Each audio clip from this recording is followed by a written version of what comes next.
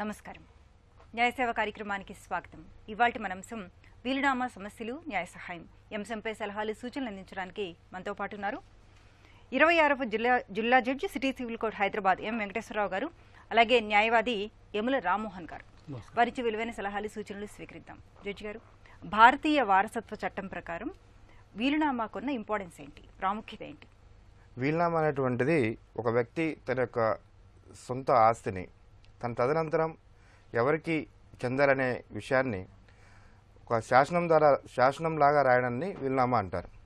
అంటే ఒక వ్యక్తి ఏం చేస్తారంటే తన ఆస్తి ఉన్నప్పుడు ఏ వీలునామా రాయకుండా చనిపోయినట్లయితే తర్వాత వారసులు కొట్టుకునే అవకాశం ఉంది. కాబట్టి ఆ తగాదాలను తగ్గించడం కోసం తన ఆస్తిని తను ఎవరెవరికి ఎలా పంచాలనే విషయాన్ని తను రాయడం జరుగుతుందన్నమాట.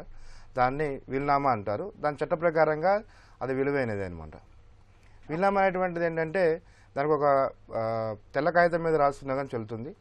మన ఇండియన్ సక్సెషన్ యాక్ట్ ప్రకారంగా ఖచ్చితంగా ఏం చేయాలనంటే ఇద్దరు సాక్షుల ముందు మనం వీలునామా రాసినట్లయితే చెల్లుబాటు అయ్యే అవకాశం ఉంది. వీలునామా అనేటువంటిది రాసుకున్నట్లయితే భవిష్యత్తులో ఎటువంటి తగాదాలు లేకుండా ఎటువంటి ఇది లేకుండా వాళ్ళు ఆస్తిని పంచుకోవడానికి వీలుగా ఉంటుంది అనమాట. ఓకే, అలానే వీలునామా అనే రిజిస్ట్రేషన్ తప్పనిసరి అండి? వీలునామాకి రిజిస్ట్రేషన్ అంటే తప్పనిసరి కాదండి. తెల్ల కాగితం మీద రాసుకున్నా కానీ ఆ వీలునామా అనేటువంటిది చెల్లుతుంది.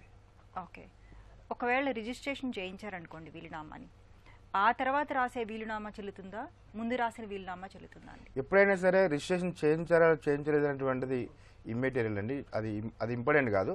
చివరి వీలునామా, వీలునామాకు ఉన్న గొప్ప విషయం ఏంటంటే ఎన్ని వీలునామాలని రాయొచ్చు, కానీ చనిపోయినాడికి ముందు చివరి వీలునామా ఏదైతే రాస్తారో అది ఖచ్చితమైన వీలునామా అవుతుంది. అది అమల్లోకి వస్తుంది. వీలునామాలోనే రాయాలి ఇది నా చివరి వీలునామా అని రాయకుండా దీన్ని మార్చుకునేటువంటి నాకు హక్కు ఉంది అని చెప్పి మాట రాసుకోవాలన్నమాట. అప్పుడు అది కరెక్ట్ వీలునామా అవుతుంది. రిజిస్ట్రేషన్ చేసినంత మాత్రాన అది వ్యాలిడ్ అని కాదు, చేయనంత మాత్రాన అది కాదు. ప్రూవ్ చేయాల్సింది ఏంటంటే ఏది చివరి వీలునామా అనేటువంటిది ఇంపార్టెంట్. ప్రూవ్ చేయాలి. ఓకే, కాల్ తీసుకున్నాం అండి. బెంగళూరు నుంచి సునీల్ గారు. Hello. Hello sir, good morning sir. Good morning అండి, చెప్పండి. మేడం 1.3 సెంట్స్ 1.3 సెంట్స్ ల్యాండ్ ఉంది మేడం. 1998 లో డిస్ట్రిబ్యూట్ అయింది. ఇంజక్షన్ కోసము సివిల్ కోర్టుకు వెళ్ళాం. ఓకే. ఆర్టీఓ కోర్టుకి 2001 లో మాకి అవార్డు పాస్ చేస్తున్నారు madam. Okay. Hello hello madam, వినిపిస్తుంది, చెప్పండి. మేడం 2001 లో అవార్డు పాస్ చేశారు. Hello, opposite party. సునీల్ గారు వినిపిస్తుంది, చెప్పండి. మేడం 2001 లో అవార్డు పాస్ చేశారు మేడం. ఆ ల్యాండ్ ఎవరిదండి? మాదే మేడం. ఆపోజిట్ వాళ్ళది ఫేక్ పాస్బుక్ అని చెప్పేసి. హలో చెప్పండి, వినిపిస్తుందండి. ఆపోజిట్ వాళ్ళ ఫేక్ పాస్బుక్, మాదే జినైన్ ల్యాండ్ అని చెప్పి మాకు అవార్డు పాస్ చేశారు మేడం. మేము కేసులో ఓఎస్ నడుస్తుంది. ఎక్స్ మావోయిస్ట్ దాంట్లో ఉండడం వల్ల ఆపోజిట్ పార్టీ మాకు బలవంతంగా లోక్ అదాలత్ చేయించారు మేడం. మరి వాళ్ళు 2011 లో వాళ్ళ చెప్పండి ల్యాండ్ వాళ్ళకి 18 సెంట్స్ ల్యాండ్ వాళ్ళకి, దాంతో పాటు 50 సెంట్స్ ల్యాండ్ మాకను. 2011 లో వాళ్ళు కోర్టుకు పోయినారు, కాంపన్సేషన్ కావాలా. 2015 లో ఆర్డర్ వచ్చింది మేడం వాళ్ళకి కాంపన్సేషన్ ఇమ్మని చెప్పి లోక్ అదాలత్ అవార్డు బేస్ చేసుకుని. 2017 లో వాళ్ళు కంటెంప్ట్ ఆఫ్ కోర్టుకు పోయినారు మేడం కమిషనర్ మీద. కమిషనర్ సారు లోక్ అదాలత్ లో చాలా అవకతవకలు జరిగినాయి అని చెప్పేసి అతని పేరుని డిలీట్ చేయించారు ఆర్డర్ లో. చెప్పండి. అలిగేషన్స్ ఏమంటే మేడం, ఇది పబ్లిక్ మనీ వేస్ట్ అవుతుంది. బిఫోర్ లోక్ అదాలత్ రూల్ 18 ప్రకారము execution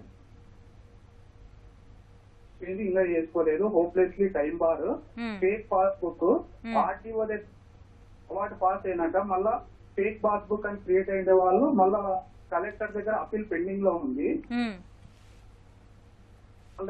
order genuine land owners అమ్మిన. సునీల్ గారు మీ వాయిస్ బ్రేక్ అవుతూ వస్తుంది. ఒక విషయం చెప్పండి, ఈ ల్యాండ్ మీకు సంబంధించిందా ఫస్ట్? ఎస్ మేడం, మాకు సంబంధించింది మేడం. ఓకే, ఈ ల్యాండ్ మీకు ఎక్కడి నుంచి వచ్చింది? మేడం ఇది యాన్సిస్టర్ ప్రాపర్టీ మేడం. మా తాతగారి దగ్గర నుంచి వచ్చింది మేడం. ఓకే, మీ తాతగారి పేరు? ఎస్ మేడం, మా తాతగారి దగ్గర నుంచి వచ్చింది మేడం.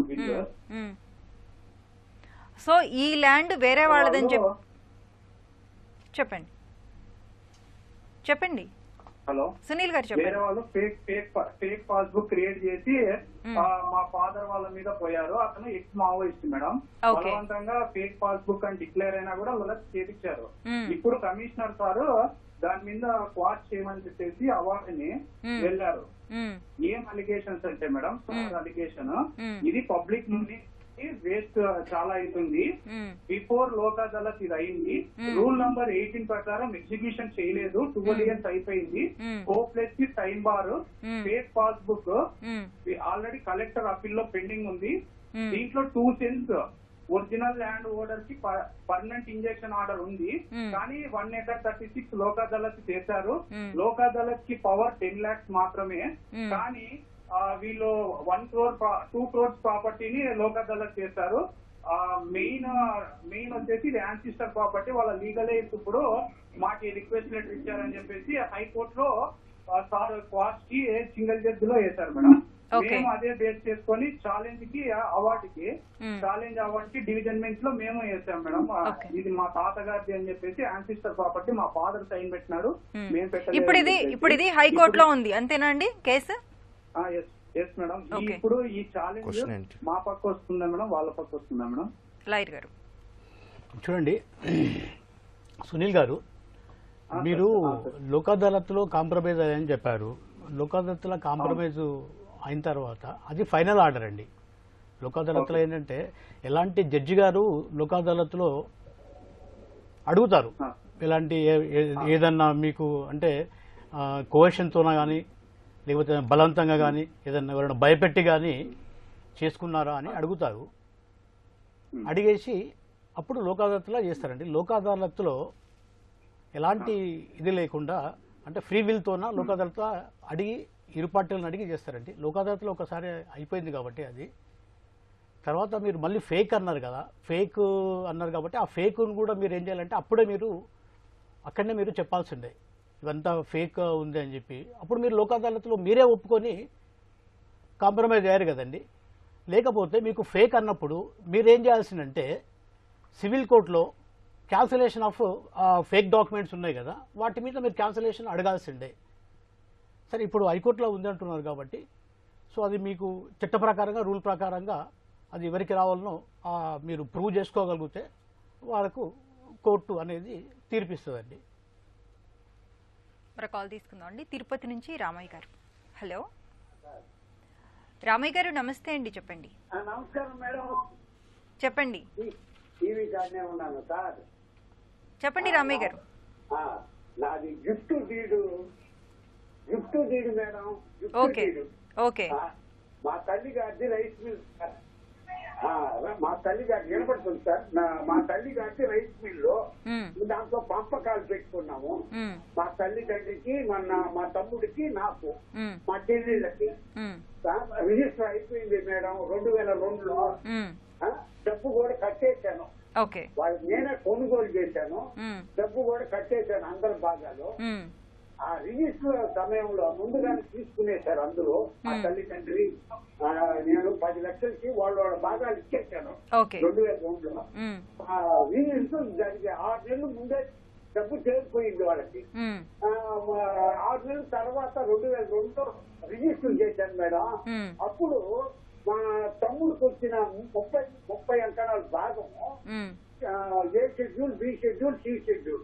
ఆ విధంగా సి షెడ్యూల్ ఆయనకి 30 అంకణాలు వచ్చేది. ఆ 30 అంకణాలు ఆయన నాకు గిఫ్ట్ గా చేశాడు. అదే గిఫ్ట్ గా చేసేసి అంటే స్టాంప్ రైతులు మోసం చేశాడు మేడం. స్టాంప్ డ్యూటీ కట్టకుండా గిఫ్ట్ చేసేసాడు కదా. ఆ రోజే చేయిస్తాడు. 6 నెలలు చనిపోయాడు మా తమ్ముడు. రిజిస్టర్ చేసిన 6 నెలలు చనిపోయాడు మేడం. 2002లోనే చనిపోయాడు. 2000 ఏప్రిల్లో ఫిబ్రవరిలో రిజిస్టర్ చేశాడు. జూన్ లో సెప్టెంబర్ లో చనిపోయాడు. ఇప్పుడు సమస్య ఏమొచ్చిందండి మీకు? 2002 నుంచి ఇప్పుడు అడుగు ఇస్తున్నా. నేనే రైతు మిల్లు డబ్బు కట్టాను కాబట్టి ఇప్పుడు ఏం లేదు మేడం. 2015లో మా అదే మేడం 2015లో మా తమ్ముడు భార్య గిఫ్ట్ డీడు మాకు రావాలా, నా కొడుకు కూతురు మైనర్ అప్పుడు జిల్లా కోర్టులో వేశారు మేడం. 15లో వేశారు. అంటే 13.5 సంవత్సరం తర్వాత ఆ రైస్ మిల్లుకి శిస్తులు, మున్సిపాలిటీ పన్నులు అన్ని ఓకే, అర్థమైందండి, మీ సమస్య అర్థమైంది. అది సార్ ఇప్పుడు కోర్టులో జరుగుతుంది సార్, 9 ఏళ్ళు అయింది. గిఫ్ట్ డీడ్ నాకు రావాలని. అర్థమైంది రామయ్య గారు, వినండి జడ్జి గారు చెప్తున్నారు. చెప్పండి సార్. రామయ్య గారు,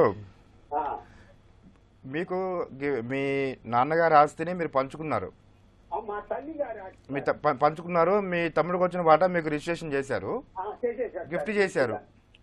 గిఫ్ట్ లో ఏమైనా కండిషన్స్ ఉన్నాయండి? గిఫ్ట్ క్యాన్సిల్ చేసుకోవచ్చు ఎప్పుడైనా కండిషన్స్ ఏమైనా ఉన్నాయా? లేనప్పుడు ఒకసారి గిఫ్ట్ డీడ్ రాసిన తర్వాత పంపకాల్లో వచ్చేటువంటి ఆస్తి మీ తమ్ముడు గారి సొంత ఆస్తి అవుతుంది. పంపకాల సొంత ఆస్తి అవుతుంది కాబట్టి ఆయన సొంత ఆస్తిని ఆయన ఎవరికైనా గిఫ్ట్ డీడ్ ఇవ్వచ్చు. బతుకుండంగా ఇచ్చారు కాబట్టి ఆ గిఫ్ట్ డీడ్ ద్వారా వచ్చిన ఆస్తి అనేటువంటిది మీకు సొంత ప్రాపర్టీ అవుతుంది, మీకు అబ్సల్యూట్ ప్రాపర్టీ అవుతుంది. దాని మీద అతని వారసులకు ఎటువంటి హక్కు ఉండదు సార్. మైనర్లు అయినా కానీ మైనర్లకి పుట్టుకతోటి హక్కు రాదు ఆ తండ్రి ఆస్తిలో. తండ్రి చనిపోయినప్పుడు కనుక ఆస్తి ఉన్నట్లయితే అప్పుడు మాత్రమే వస్తుంది. అదే ఏదైనా అంతే అండి, గిఫ్ట్ డ్యూటీ వచ్చిన ఆస్తిని మళ్ళీ క్యాన్సిల్ చేయడానికి వీల్లేదు. అదే సార్ ఇప్పుడు కోర్టులో ఉంది సార్, నా పరిస్థితి ఎట్లా సార్? కోర్టులో ఉన్నట్లయితే మీరు మీ లాయర్ గారి ద్వారా దానికి సంబంధించి పరిష్కరించడానికి ఆయన ద్వారా మీకు ఉన్న విషయాలన్నీ కూడా ఆయన తెలియజేసినట్లయితే ఆయన కోర్టులో వాదించి మీ యొక్క ఈ యొక్క విషయాన్ని కోర్టుకు తెలియజేస్తారు. చట్ట ప్రకారం అవుతుందండి. ఇప్పుడు అతను భాగానికి ఏమో 3 లక్షలు తీసుకున్నాడు మేడం, 3 లక్షలు తీసుకున్నాడు. అది రాసేటప్పుడు మాత్రం గిఫ్ట్ రాసేశాడు. ఓకే, అది ఏదైనా కానీ సార్ గిఫ్ట్ రాశారు కాబట్టి డబ్బు కట్టాడు, తీసుకున్నాడని చెప్పాలన్నా ఎంత సార్? అగ్రిమెంట్ లో ఏమో ఉన్నది. మీకు ఆ గిఫ్ట్ ఎలా ఉందో అలా చెప్పాల్సి వస్తుంది సార్. గిఫ్ట్ గా ఇచ్చాడనే చెప్పాలి సార్. అంతే, గిఫ్ట్ అంటే ఎలా ఉందో అంటే మీరు మొత్తం చెప్పొచ్చు. ఇన్స్టెడ్ అది సేల్ డీడ్ బదులు గిఫ్ట్ డేట్ రాశారు, స్టాంప్ డ్యూటీ తగ్గించడం కోసం చెప్పొచ్చు. మనం డబ్బు కట్టాము ముట్టిందని చెప్పకూడదు సార్. చెప్పొచ్చు తప్పేం లేదు, చెప్పొచ్చు. వాస్తవాలు ఎప్పుడు కోర్టు ముందు ఉంచాలండి. వాస్తవాలు చెప్పించినప్పుడు మాత్రమే చెప్తున్నారు. మా చెల్లెళ్ళు మా తల్లిదండ్రులు చనిపోయారు, మా చెల్లెళ్ళు డబ్బు తీసుకున్నాడు ఆయన, మాకు కూడా ఇచ్చారు, ఆడపిల్లకాయలకి మాకు కూడా ఇచ్చారు డబ్బులు, అందరికీ డబ్బులు కట్టించాడు అని చెప్తున్నారు. సరే అండి అది అంతే అండి. ఇంకా డబ్బు ఓకే, మరో కాల్ తీసుకుందాం అండి. బాపట్ల నుంచి భాస్కర్ గారు. భాస్కర్ గారు నమస్తే అండి, చెప్పండి. నమస్కారం అండి, చెప్పండి. ఇప్పుడు మేము సైట్ కొన్నామండి. ఓకే, అది కొంటే తమ్ముడు రిజిస్ట్రేషన్ చేశాడండి. అంటే మీ తమ్ముడి దగ్గర నుంచి కొనుక్కున్నారా? వాళ్ళ అన్నయ్య కొడుకు వచ్చి మాకు కూడా అప్పుందంట వచ్చాడండి. భాస్కర్ గారు 2 లక్షలు ఇచ్చి తర్వాత కేసు కోర్టులో వేశారండి. ఇది వేస్తే మేము కూడా దావా వేసామండి, కౌంటర్ దావా. ఏంటని పొజిషన్ కనుక్కున్నారు సార్. ఇప్పుడు ఆ ల్యాండ్ మీ తమ్ముడి దగ్గర నుంచి మీరు కొనుక్కున్నారు అంతేనా అండి? మా తమ్ముడు కాదండి, మా చుట్టాల అతను తమ్ముడు అన్నదమ్ముల మధ్య గొడవ అయితే మేము కొన్నాం. తర్వాత జరిగిన గొడవని. ఓకే, సో గొడవ ఎట్టా కోర్టులో వాళ్ళు వేసారు దావా, కౌంటర్ దావా మేము కూడా వేసామండి. పొజిషన్ లో మేము ఉన్నాం. ఏంటంటే కొద్దిగా డౌట్.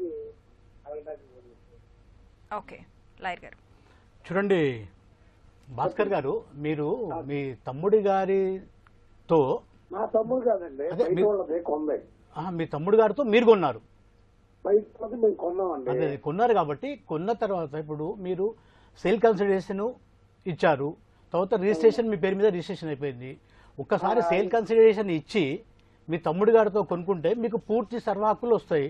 మా తమ్ముడు గారు కాదు సార్, కొద్దిగా లైన్ లో. Hello sir. చెప్పమ్మా. హలో సార్, నేను మాట్లాడుతున్నాను భాస్కర్ ఆవిని. వాళ్ళిద్దరూ ముసలమ్మకి ఇద్దరు కొడుకులైతే ఇద్దరు అన్నదమ్ములకి పనిచేసిన తర్వాత ఆ ముసలమ్మ దగ్గర ఉండే చిన్న కొడుకుది పొలం మేము కొన్నాం. కొన్న తర్వాత పెద్ద కొడుకు కూడా మనవడు వచ్చి మాకు సమానం హక్కు ఉందని డబ్బులు కావాలని వచ్చాడు. ఆమె ఏమంటుంది, పెద్ద కొడుకు పిల్లడు నేను ఇచ్చేసాను, మీ నాన్నకి నీకు మీ నాన్నకి ఎప్పుడు ఇచ్చేసాను, ఇది నా చిన్న కొడుకు వచ్చి ఆస్తి అని అడ్డం తిరిగింది. కాదు నాకు కూడా కావాలని ఆ మనవతో కోర్టుకి ఎక్కుతానని అడ్డం తిరిగాడు. మనం డబ్బులు ఇచ్చాం వాళ్ళకి. ఆమెకి రిజిస్టర్ చేయమ్మా మాకంటే నాకే డబ్బులు మొత్తం ఇచ్చేనే నేను చేస్తానంటుంది వాళ్ళ చిన్న కొడుకు ఆమె. ఆయన ఏమన్నా పెద్ద కొడుకు కొడుకున్నా మాకు కూడా ఇవ్వాల్సింది, ఎక్కడ పంచింది, నేను పెద్ద కొడుకు పిల్లవాడిని, నా మనవడిని నాకు వస్తుంది అని అంటున్నాడు. అయితే మేమంటున్నాము, మనవడే కమ్మా నీ పెద్ద కొడుకు కొడుకుగా, తనకు కూడా కాచి ఇవ్వు, రెండు వంతులు నువ్వు తీసుకో, ఒక వంతు ఆస్తి ఇవ్వు, ఆయనకి ఇవ్వని చెప్తాను. అలా కాదు, వాళ్ళ ఆస్తి వాళ్ళకి ఈనాడు ఇచ్చాము కాబట్టి ఇది మొత్తం నాకే, నా చిన్న రావాలి అని అంది. అంటే ఇప్పుడు మేమేం చేసాము, అతని చేత రిజిస్టర్ చేయించేసుకున్నాం, పెద్ద కొడుకు చేత రిజిస్టర్ చేయించుకున్నాం. స్వదేశంలో మేమున్నాం, అన్ని కట్టుకుంటా, ఇంటికొని కానీ కరెంట్ బిల్లు కానీ కట్టుకుంటున్నాం. ఆమె వచ్చి నీ డబ్బులు నువ్వు తీసుకొని ఎంతో కొంత ఆయన చెప్పి నువ్వు కూడా వచ్చి రిజిస్టర్ చేయంటే నేను చేయను, మొత్తం నాకు ఇస్తే వస్తానంటే కోర్టులో నడుస్తుంది.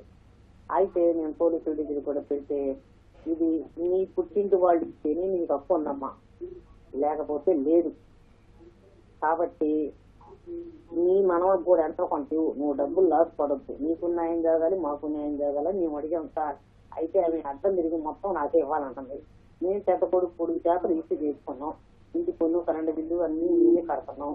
ఇప్పుడు ప్రదేశంలో మేము ఉన్నాము, మాకు ఎప్పటికైనా ప్రాంతం అయితే వాళ్ళు కూడా చేస్తేనైతే పోలీసులు అడిగారు, మీరు పుట్టింటోళ్ళది అయితేనేనయ్యా, మీ అమ్మకి మీ పుట్టింటోళ్ళు పెడితేనే మీకు తప్పు ఉంటది, ఇది మీ నాన్నోడదు కాబట్టి మీ అన్నయ్య కొడుకు కూడా చెప్తారు వినండి. చూడమ్మా జరుగుతుంది. చూడమ్మా, ఏదైతే మీ కొడుకులు వ్యాలిడ్ సెల్ కన్సిడరేషన్ ఇచ్చి కొన్నారు కదా, కొన్ని రిజిస్ట్రేషన్ అయిపోయింది కాబట్టి ఇక్కడ ప్రాబ్లం ఏమంటున్నారంటే మీరు అక్కడ వాళ్ళ ఫ్యామిలీ మెంబర్స్ లో ఏదో తగాదా ఉంది కాబట్టి దాంట్లో కూడా రైట్ ఉంటది అని అంటున్నారు. అయితే ఒకవేళ అది సెల్ఫ్ అక్వైర్డ్ ప్రాపర్టీ అయి ఉంటే ఆ సెల్ఫ్ అక్వైర్డ్ ప్రాపర్టీని అతను ఎవరికైనా గిఫ్ట్ అదే సెల్ఫ్ అక్వైర్డ్ తగ్గించండి. చూడమ్మా, ఇప్పుడు ఎవరైతే మీకు అమ్మారో అతని సెల్ఫ్ అక్వైర్డ్ ప్రాపర్టీ అయి ఉంటే అతను మీకు అమ్మాడు కాబట్టి ఎలాంటి తగాదాలు రావు. ఒకవేళ వాళ్ళకి ఏదన్నా యాన్సెస్ట్రల్ ప్రాపర్టీ ఉండి ఆ పార్టీషన్ చేసుకోకుండా ఉండి దాంట్లో అతనికి కూడా ఏదైతే చిన్న కొడుకు అని చెప్తున్నారో అతనికి కూడా ఏదన్నా షేర్ వచ్చేది ఉంటే అప్పుడు అతను కేసు వేయొచ్చండి. ఒకవేళ అతను సెల్ఫ్ అక్వైర్డ్ ప్రాపర్టీ మీకు అమ్మి ఉంటే ఎలాంటి తగాదాలు అంటే వ్యాలిడ్ టైటిల్ చూడండి, వినండి అమ్మా, మీరు వినండి. సమానంగా ఏమో ఇవ్వలేదు మా నాయనమ్మ కాబట్టి నాకు కూడా ఉందని వచ్చాడు వాళ్ళ పెద్ద కొడుకు. అదే మా వాళ్ళకి ఏదో తగాదాలు ఉన్నట్లున్నాయి.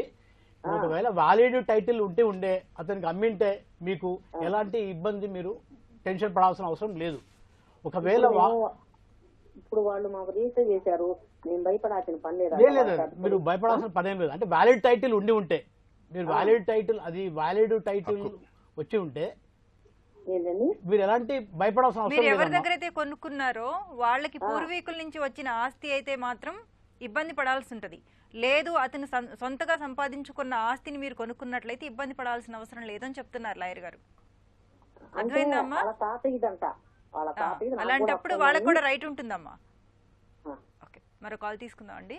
రాజమండ్రి నుంచి దేవి గారు. హలో దేవి గారు, నమస్తే అమ్మా, చెప్పండి. నమస్తే మేడం, చెప్పండి. అది మా తాతయ్య గారు 1960లో ఒక ల్యాండ్ కొన్నారండి. ఓకే. అప్పట్లో రిజిస్ట్రేషన్ చేయించలేదు వాళ్ళు.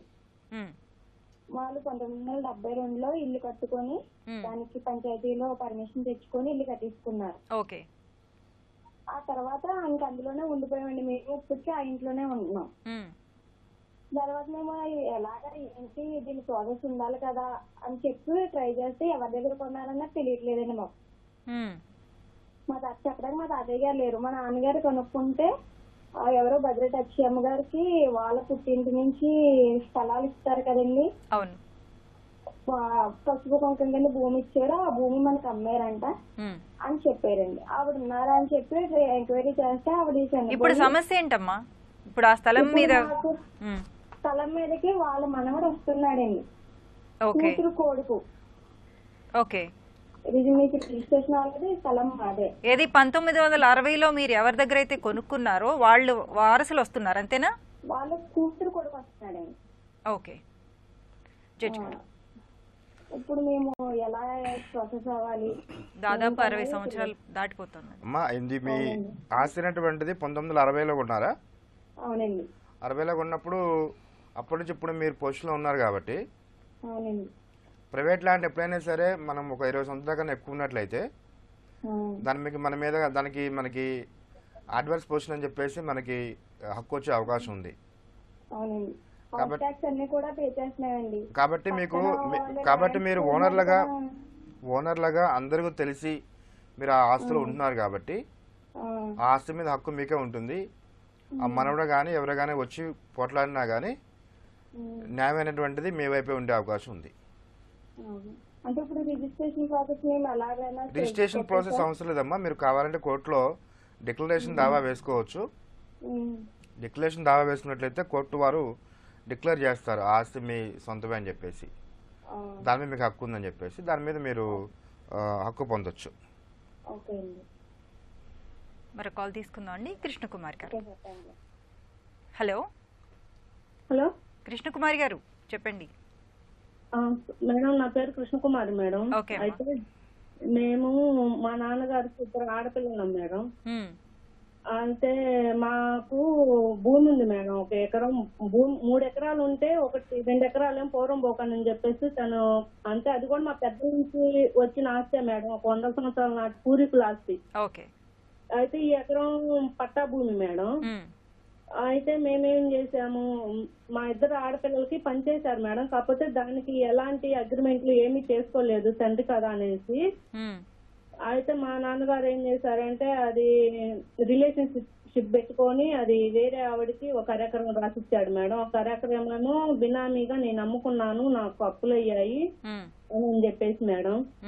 కానీ అదంతా రాంగ్ మేడం. మాకు పెట్టాలని చెప్పేసి వేరే వాళ్ళ పేరు మీద ఇలా పెట్టేశాడు మేడం. అయితే కోర్టులో కూడా వేసాము. ఇప్పుడు 4 సంవత్సరాలు అవుతుంది. దానికి ఎలా ఏంటి అది మా తాతయ్య వాళ్ళ నుంచి పూర్వం నుంచి వస్తుంది మేడం ఆస్తి. మీ నాన్నగారు ఉన్నారమ్మా ఇప్పుడు? ఉన్నారు మేడం. ఓకే లాయర్ గారు చూడమ్మా కృష్ణకుమారి గారు, మీరు ఏదైతే యాన్సిస్ట్రల్ ప్రాపర్టీ అని చెప్పారో యాన్సిస్ట్రల్ ప్రాపర్టీలో పార్టీషన్ అది చేసుకోలేదు కాబట్టి ఇప్పటికి కూడా మీ ఇద్దరికి మీ ఇద్దరు సిస్టర్కు రైట్ ఉంటుందండి. అది ఒకవేళ మీ ఫాదర్ మీరు అన్నారు ఏం చెప్పారంటే 1/2 ఎకరం 1 ఎకరము ఎవరికో చేశారు అని చెప్పారు కదా. ఒకవేళ అతన్ని షేర్గానా ఏదన్నా చేసి ఉంటే, అంటే యాన్సిస్ట్రల్ ప్రాపర్టీ కాబట్టి పార్టీషన్ ఏదైనా జరగలేదు కాబట్టి అతని షేర్ వరకు ఏదన్నా చేసి ఉంటే అది వ్యాలిడ్ అవుతుందండి. ఒకవేళ షేర్ కన్నా అతనికి వచ్చే షేర్ కన్నా ఎక్కువ అమ్ముతే అది మాత్రం వ్యాలిడ్ కాదు. సమానంగా మీకు కూడా ఈ యాన్సిస్ట్రల్ ప్రాపర్టీలో మీరు కూడా కోపాషనర్ కాబట్టి మీకు కూడా బై బర్త్ మీకు కూడా రైట్ ఉంటుందమ్మా. మీరు కోర్టులో కేసు వేశారన్నారు కాబట్టి మీరు పార్టీషన్ సూట్ వేసి ఉంటారు. బహుశా పార్టీషన్ సూట్లో మీరు మీ వాదనలు వినిపించండి. కోర్టు పరిశీలించి ప్రాపర్టీ ఎలా వచ్చింది, యాన్సిస్టర్ నుంచి వచ్చింది కాబట్టి పార్టీషన్ అనేది చేసుకోలేదు కాబట్టి మీకు కూడా కోర్టు అన్ని విషయాలు పరిశీలించి మీరు కూడా కోర్టు ముందర అన్ని ఆధారాలు పెడితే కోర్టు మీకు తగిన రీతిలో న్యాయం చేస్తుందమ్మా. సార్ మరి ఇల్లీగల్ గా ఆమెతో కనెక్ట్ పెట్టుకొని తనకు ఇచ్చారు సార్, కానీ మా కాడ ఎలాంటి ఆధారాలు లేవు సార్ తను వాళ్ళకి సంబంధించినవి అవి. హలో ఇవ్వండి. వేరే వాడికి రాసిచ్చారు కదా, వేరే వాడికి అంటే ఇప్పుడు యాన్సిస్ట్రల్ ప్రాపర్టీ ఆధారాలు మా దగ్గర ఏమీ లేవు. ఎవరికి రాసినా చెల్లదమ్మా అని చెప్తున్నారు. Okay sir. మరో కాల్ తీసుకుందాం అండి. కాకినాడ నుంచి ప్రసాద్ గారు. హలో నమస్కారం అండి. నమస్తే అండి చెప్పండి. అయితే మా నాన్నగారు అమ్మమ్మ భూమి అండి. ఓకే. అయితే నాన్నమ్మ గారు అమ్మమ్మకి ఒకటే కూతురండి. ఓకే. ఆ కూతురికి రాశారండి మా నాన్నమ్మ గారు అమ్మ. అయితే ఇప్పుడు ఆ భూమి మా నాన్నమ్మ దగ్గర నుంచి మా దగ్గరకు వచ్చింది, మన వాళ్ళ దగ్గర. ఓకే. అయితే ఏంటంటే కొడుకులు పంచుకున్నారు, 4 గోడల కింద తీసుకున్నారు. మా నాన్నమ్మ దగ్గర నుంచి వచ్చిన భూమి తదనంతరం వీళ్ళు 4 గోడల కింద తీసుకున్నారు. మళ్ళీ కింద తీసుకుని 2 ఎకరానికి 2.5 ఎకరం 2.5 ఎకరం అదే 1/4 ఎకరం కింద రాసుకున్నారు. ఓకే. అది పేపర్ లో పాస్బుక్ కోసం 2015లో సబ్మిట్ జరిగితే అందులో పెట్టుకున్నారు. ఓకే. ఆ పాస్బుక్ ని బేస్ చేసుకుని ఒక అతను అమ్మేసుకున్నారు అందులో. ఓకే. ఆయనకి మగబిడ్డలు లేరు, ఆడపిల్లలే ఉన్నారు. ఇప్పుడు ఎవరి భాగాలు వాళ్ళు పంచుకున్నారు, ఆయన భాగం ఆయన అమ్ముకున్నారు. ఇప్పుడు వచ్చిన సమస్య ఏంటండి? అమ్ముకున్నదంటే అక్కడ భూమి లేదు, అంటే ఆక్యుపై అయిపోయింది ఆల్రెడీ, భూమి అనేది ఆక్యుపై అయిపోయింది. ఎకరంలోకి అక్కడ ఉన్నది 80 సెంట్లు మాత్రం ఉందండి. ఓకే. అందులో మా నాన్నగారు అనేది చిన్న అతనండి అందరికంటే. ఈయన 2.5 ఎకరం పావు ఎకరం అమ్మేసుకున్నాడు ఈయన, మా నాన్న తర్వాత ఆయన. ఇకపోతే పెద్ద ఆయన కూడా బాగా అందరికి 4 అల్లుడికి రాసుకున్నాడు. ఓకే. అలాగే ఇప్పుడు మా నాన్నగారు మా బావగారికి రాయడానికి, అంటే మా నాన్నగారు అల్లుడికి రాయడానికి అనేసి భూములు కొలతలు పెడితే ఈ 19 సెంట్లు వచ్చిందండి, 25 సెంట్లు పోను. ఇప్పుడు భూమి పోయింది అనేసి లెక్క చూస్తే ఆయన అమ్మేసుకున్న ఆయన 24 సెంట్లు రిజిస్ట్రేషన్ చేసుకున్నారు, 25 సెంట్లు పాస్బుక్ ప్రకారం. అక్కడ భూమి అయితే 25 సెంటే ఉందండి. సో ఏంటిది ఎలా జరుగుతుంది, మొత్తం కొలత జరిగి మన భూమి ఎక్కడ పోయింది, మొత్తం మా పూర్వీకుల ఆస్తి అది ఎక్కడ పోతే మొత్తం మ్యాప్లోని అన్నింటిలో ఉంది కదా. సో ఏంటి అంటే ఎవరో కలిసి రావట్లేదండి. ఇలా చేసి ఇంకా మొత్తానికి మొన్న రీసెంట్ గా 1 వీక్ బ్యాక్ గట్టు చెప్పేసుకున్నామండి, అంటే అంబేద్కర్ దాంట్లోకి వెళ్ళి గట్టు చెప్పేసుకున్నామండి. అంటే వేరే వాళ్ళ ల్యాండ్ లోకి జరిగారా మీరు? అంటే మా నాన్నగారు దాంట్లోకి అమ్మేసింది మాట. Okay okay. మా 19 సెంట్లు వచ్చింది కదా, 24 సెంట్లు అందులో కలిసి చేసుకున్నామండి. ఓకే.